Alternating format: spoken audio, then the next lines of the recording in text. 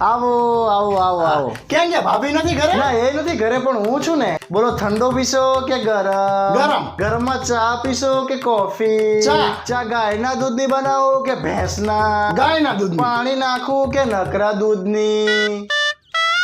નકરા દૂધની રગડા જેવી કરો. હા હા, ચા ને ખાંડ બે નાખજો.